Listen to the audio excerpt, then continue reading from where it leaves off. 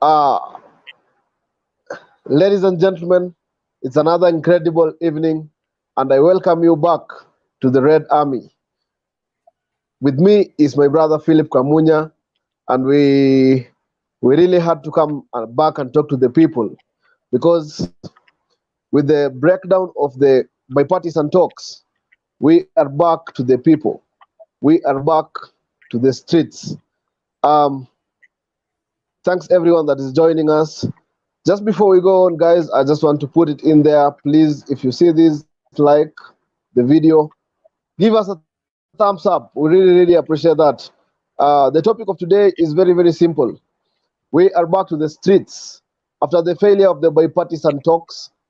Azimio La Umoja coalition, led by our leader Raila Amolo Odinga, have announced that the 2nd of May we have another round of street demonstrations. At this point, I want to welcome my brother Kamunya. Yes, bro. Thank Welcome, brother Kamunya.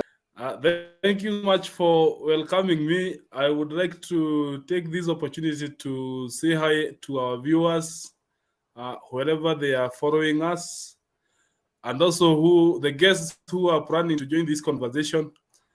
I must appreciate. And today has been a great day. We are actually starting a very long weekend. As you can understand, yes, our weekend will be very long. We are having 2 holidays. The first one is supposed to be on Monday, but the biggest one, of course, is on Tuesday. So we hope that these mandamanos will continue, and we will be able. It appears already that State House is in panic mode. So this one cannot be overemphasized because it is very clear. So thank you so much. Thank you so much. Bana Kamunya, it is raining, so it is raining. So sometimes I'll be catching my ear so that I can hear you guys well. But I want to say one of the reasons. Asante sana wakili Andrew Wanjoki, one of the very senior members on the channel, bana Akondani is watching live. Asante sana wakili. I was saying, Kamunya, one of the reasons. Thank you. I can see more people are joining. Please leave a comment and we'll highlight it. Mheshimiwa Kamunya, one of the reasons why we really need to go back to the streets is the contempt with which Kenya Kwanza has treated us. They have treated us like we do not matter. These guys, they are forcing us like in a corner, and if we do not react, we will lose direction. What do you think, Mheshimiwa?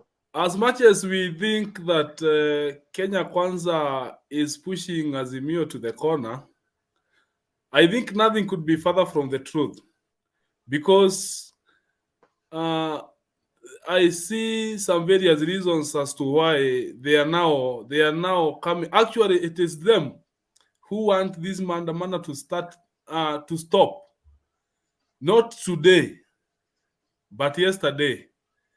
One of the reasons I think is crucial here is the coming out of the Jubilee Party leader Uhuru Muigai Kenyatta. Because you saw this week there was an attack on Jubilee Party. This one is actually being pushed by the government in order to try to scatter and take over illegitimately the Jubilee Party for their own ends. So whereas they tried this, they didn't see it coming that Uhuru was going to come back. It didn't. I don't think that came to their mind. That is why they were. Yes. They had assumed. Yes. They had assumed that our father Uhuru Kenyatta will just let them do what they want, but they were very shocked when he came out to defend his children. So he's coming out. He's coming out to support the members of the party, to defend their party. Has now even increased the panic mode even further. Because now, if you see the development today, they have actually withdrawn the membership of Adan Kainan from the bipartisan talks. So this one is a clear indication that they have already accepted that they cannot be able to take over Jubilee with the presence or with the with the coming out of the Jubilee Party leader Uhuru Muigai Kenyatta, they can now see that what was they were thinking is business as usual is actually an impossibility or an impossible endeavor. So they have now withdrawn the membership of Andan Kainan from the bipartisan talks. Azimio has maintained that they are not withdrawing the membership of David Kosing, who is actually their member. And that now tells you that these people now will be having are actually now wishing that these bipartisan talks start as fast as possible before something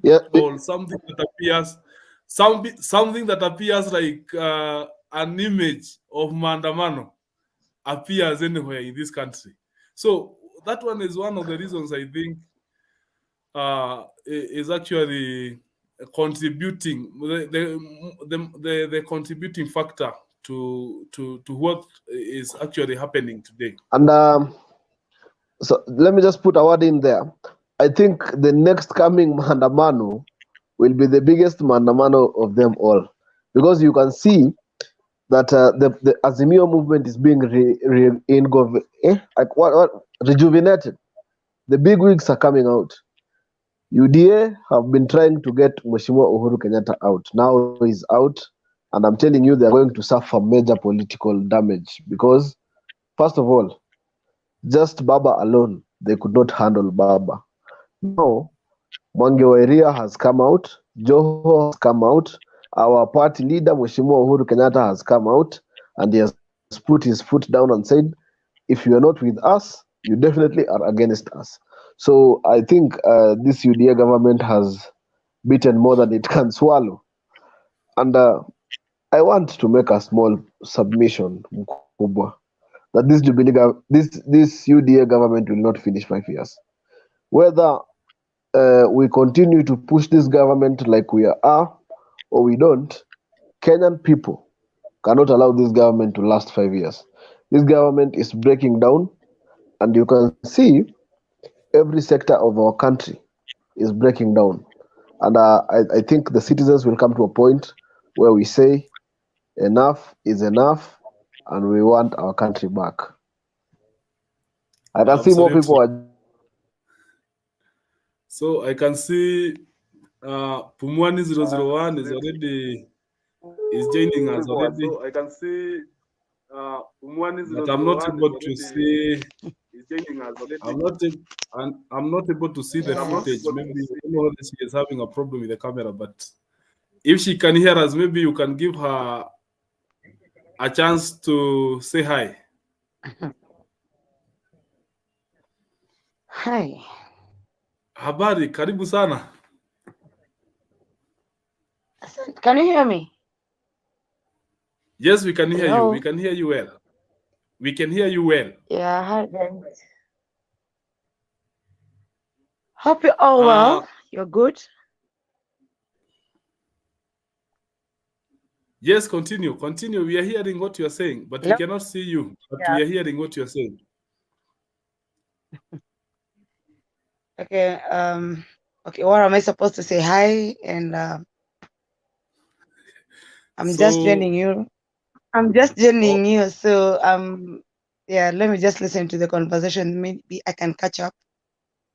Absolutely, I agree with that. So maybe you can also work on your camera, but if it is not working, you can still be able to contribute, and we will move together. So thank you so much. Let me go back to Jeff so that we can continue from his end.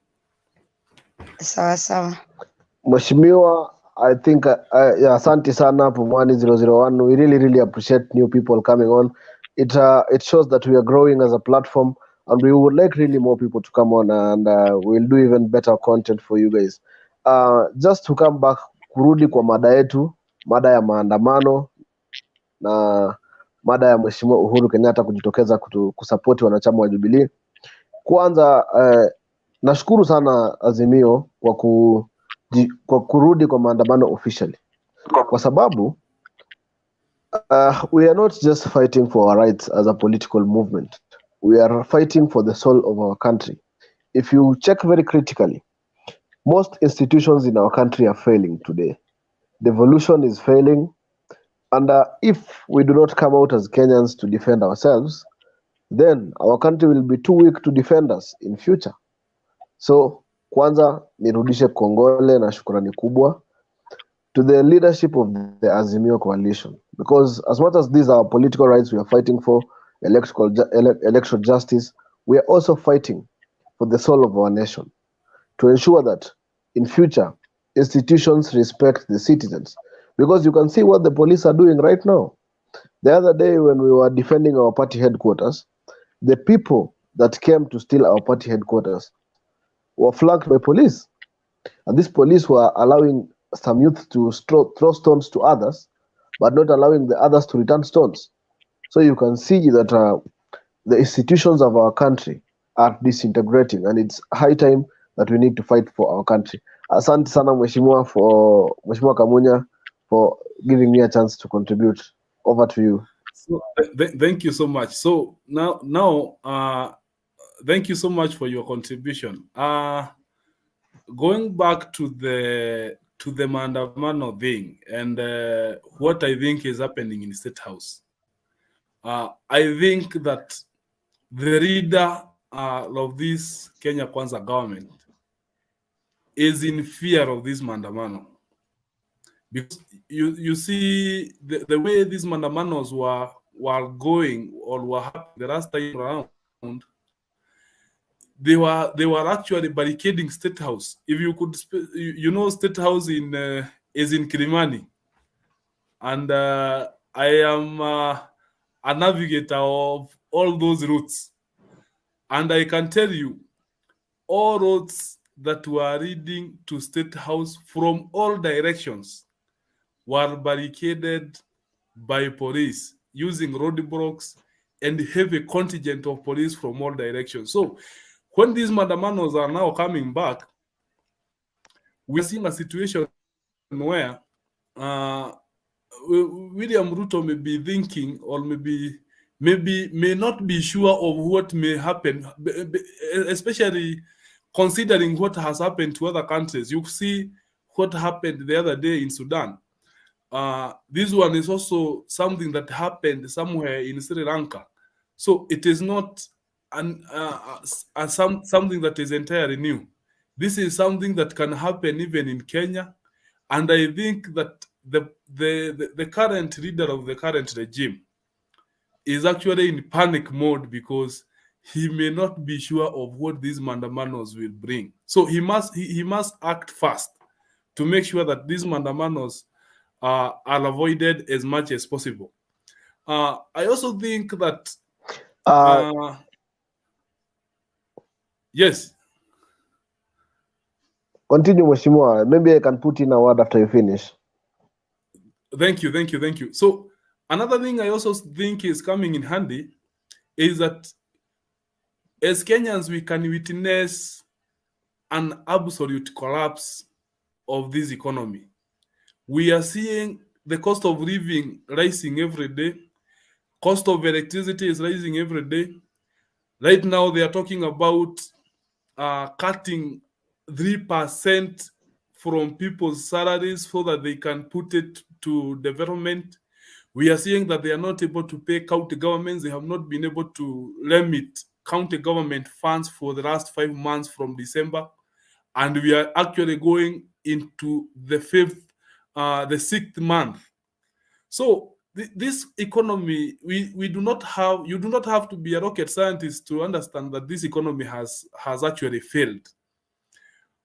And the more Kenyans are being reminded through Maandamanos, through public barazas, through everything else, the more people are being divided, the more they are getting aggressive and agitated by the presence of this government in the first place.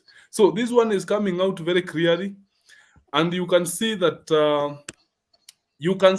this is not something that the Kenya Kwanza regime seated in State House will be happy to hear Azimio saying on a day-to-day basis. So actually, this one is bringing a lot of pressure in their end.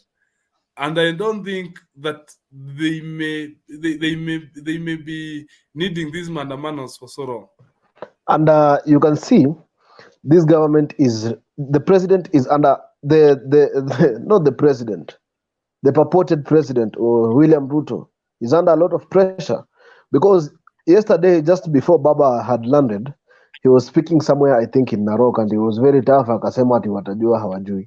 Then after Baba had landed and we had our Kamkunji meeting in Kibra, he now had a chance to talk again, and he was very soft.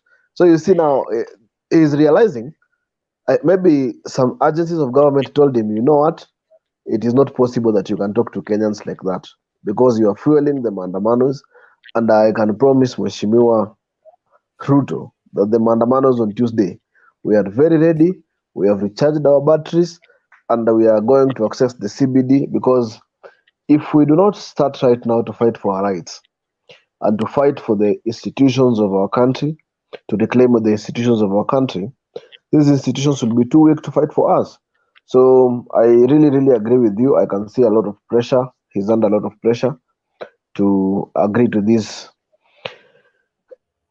demands that we have as Kenyans. First of all, we are demanding that we have to audit the election system, because hawa ni watu wamezoea kuiba kura, hawataki kutafuta kura, hawataki wafanye, they don't want to act in a correct manner. They want to create weak institutions so that they can steal elections and continue to perpetuate an illegal regime in power. But vile tumeshikana kama Wakenya, kama wana Azimio, I'm very, very happy, Mheshimiwa Kamunya. Now, maybe just to add on, I actually agree with you, because yesterday we saw, I think Dr. William Ruto was somewhere launching some project for the second time. And, they're actually ghost projects.